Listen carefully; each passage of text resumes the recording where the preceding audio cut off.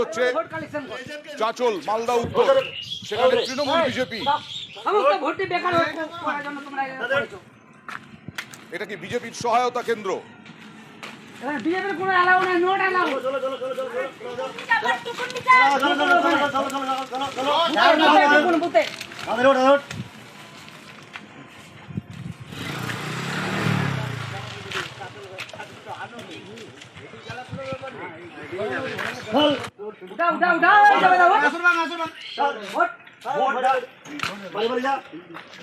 যারা উঠিয়ে দেওয়ার কথা বলছেন তারা হচ্ছেন তৃণমূল আর বিজেপির কয়েকজন যারা ক্যাম্প অফিস করেছিলেন অস্থায়ীভাবে।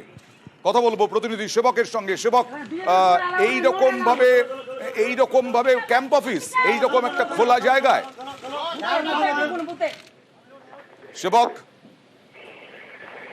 একদমই, দেখো, মালদায় গুরুতর অভিযোগ, বিজেপির ক্যাম্প অফিস, সেই ক্যাম্প অফিস বোম মেরে উড়িয়ে দেওয়ার হুমকি। 10 মিনিটের মধ্যে ক্যাম্প অফিস না সরালে বোম মেরে উড়িয়ে দেওয়া হবে ক্যাম্প অফিস, এমনটাই হুমকি দেওয়ার অভিযোগ উঠেছে তৃণমূল টিএমসিপির এক নেতার বিরুদ্ধে, যার নাম বাবু সরকার, এমনটাই অভিযোগ। এরপরেই কিন্তু হুমকির মুখে পড়ে তৃণমূল কর্মী সমর্থক যারা বুথ থেকে বেশ কিছুটা দূরে, প্রায় 1 কিলোমিটার দূরে ক্যাম্প অফিস করেছিলেন, তারা ক্যাম্প অফিস সরিয়ে নেন। যদিও তৃণমূল নেতা পাল্টা দাবি করছেন, তিনি হুমকি দিয়েছেন এই কারণেই যে প্রচুর বহিরাগত জমা হয়েছিল বুথ থেকে অনেক দূরে, এবং তারা নাকি বোমা বাজছিল, বিজেপির কর্মী সমর্থকরা বোমা বাজছিল, আর এই জন্যই তিনি বলেছেন বহিরাগতরা যাতে এলাকা খালেই করে দেন। কিন্তু বোমা মারা হুমকি তিনি দেননি, এমনটা তিনি অভিযোগ করছেন। সব মিলিয়ে কিন্তু একটা অভিযোগ, পাল্টা অভিযোগ, আর একে ঘিরে উত্তেজনা ছড়ায় এলাকায়, কারণ বোম মেরে বিজেপির উড়িয়ে দেওয়ার হুমকি। অনেক ধন্যবাদ। তৃণমূল বিজেপি কি বলছে একবার দেখা যাক।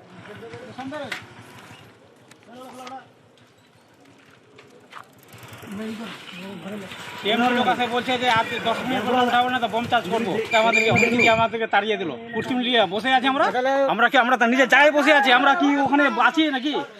ওখানে তো অনেকগুলি লোকগুলো বসে আছে, ওরা ওখানে বসে বোম বাজছিল, ওখানে বসে বসে ওরা বোম বাজছিল, আর মানুষকে ওখানে ভয় দেখাচ্ছিল। ওকে বললাম ওদেরকে যেখানে চলে এখান থেকে, মানুষ যেন পরিচিত পারে।